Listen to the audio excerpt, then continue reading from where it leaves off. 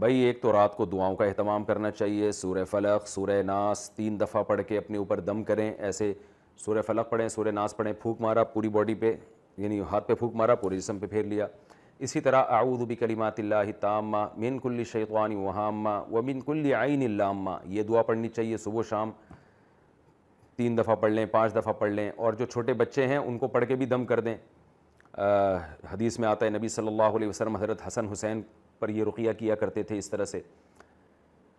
اور نظر سے بچنے کے لیے کچھ احتیاطی تدبیریں بھی ہیں، کوئی چیز بہت زیادہ اٹریکٹیو ہو، بہت ہی کوئی، یعنی نظر دیکھیں عام طور پہ جب لگتی ہے جب اچانک کوئی اچھمبے کی بات ہو جائے، جیسے آپ سائیکل پہ تھے، اچانک کروڑوں روپے آپ کے پاس آ گئے اور آپ کی بلڈنگیں بن رہی ہیں، تو ایک دم سے جو ہے نا جو کام ہوتا ہے تو لوگ پھر اس پہ نظر لگنے کا خطرہ ہوتا ہے۔ تو اپنی چیز کو آہستہ آہستہ ایکسپوز کیا جائے، آہستہ آہستہ لایا جائے۔ میں اکثر بیان میں بتاتا ہوں نا، اگر آپ کو اللہ نے اچانک دولت دے دی ہے تو ایک دم سے سائیکلز پہ آپ جو ہے نا، سائیکل سے آپ V8 پہ نہ آئیں، لینڈ کروزر پہ نہ آئیں، سائیکل سے آپ تھوڑا رکشے پہ آ جائیں، رکشے سے تھوڑا سا آپ کوئی چھوٹی موٹی کار لے لیں، چھوٹی موٹی کار سے تھوڑا سا اور اوپر جائیں، پھر ہوتے ہوتے ہوتے ہوتے تھوڑا لوگ اس سے مانوس ہو جائیں گے۔ ایک دم جب انسان کے پاس کوئی چیز آتی ہے تو لوگوں کی آنکھیں کھلی کی کھلی رہ جاتی ہیں، یار یہ کیا ہو گیا، لوگوں کو حسد ہونا شروع ہو جاتا ہے، تو اس سے نظر لگنے کا خطرہ ہوتا ہے۔ تو جیسے یعقوب علیہ السلام کے جو 11 بیٹے تھے نا،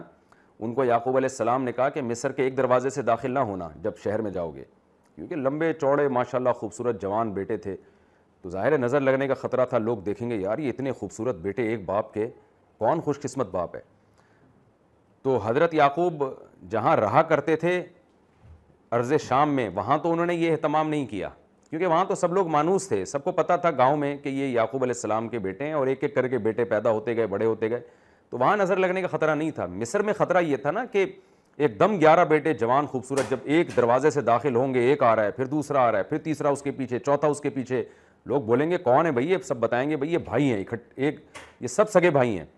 تو ایسے موقع پہ خطرہ ہوتا ہے، اس لیے یعقوب علیہ السلام نے کیا کہا، بھائی ایک دروازے سے داخل نہ ہو، 2-4 ادھر سے چلے جائیں، 2-4 ادھر سے چلے جائیں، 2-4 اس دروازے سے چلے جائیں۔ تو اس سے ہمیں پتہ چلتا ہے کہ اچانک جب آپ کو کوئی چیز ملتی ہے یا کوئی اچھمبے کی بات ہو جائے تو اس میں نظر کا خطرہ زیادہ ہوتا ہے، تو اس کو آہستہ آہستہ ایکسپوز کرنا چاہیے۔ اور سب سے بڑی بات یہ ہے کہ ماشاء اللہ لا حول ولا قوت الا باللہ، اس دعا کا اہتمام کرنا چاہیے۔ جب بھی کوئی چیز، جب بھی آپ کسی کی تعریف کریں تو بولیں ماشاء اللہ، جو اللہ نے چاہا، یعنی اصل تو قابل تعریف اللہ کی ذات ہے۔ کوئی بچہ بہت خوبصورت ہے تو بھئی اللہ کی تعریف کریں، ماشاء اللہ کہنا چاہیے۔ کوئی گاڑی بہت اچھی دیکھیں، تو یہ کچھ احادیث میں طریقے ہیں نظر سے بچنے کے، باقی اس بارے میں وہمی بننا جائز نہیں ہے۔ آج کل تو لوگوں نے رکشوں کے پیچھے کالے چپل لٹکائے ہوئے ہیں کہ نظر نہ لگ جائے، تو ٹرک کو نظر لگی تھی تو رکشہ بنا تھا نا، وہ رکشے کو بیچارے کو کیا نظر لگے گی، حلیم کی دیگ والا غریب آدمی بیچارہ وہ نظر سے بچنے کا اہتمام کر رہا ہوتا ہے، ٹھیک ہے اس کے لیے تو یہی بہت بڑا بزنس ہے، لیکن عام لوگوں کی نظر میں تو یہ بہت بڑا بزنس نہیں ہوتا نا، اس نے بھی جوتے لٹکائے ہوئے ہوتے ہیں عجیب سے، تو خام خواہ میں یہ وہم کی بات ہے۔ تو دعاؤں کا اہتمام کر لیں صبح و شام کافی ہے، اور کوئی بہت ہی زیادہ کوئی ایک چیز نمایاں ہونے والی ہو تو اس میں تھوڑا اہتمام کر لیا جائے۔ اور اہم بات یہ بھی ہے کہ اپنی چیزوں کو ہر شخص کے سامنے نمایاں نہ کیا جائے۔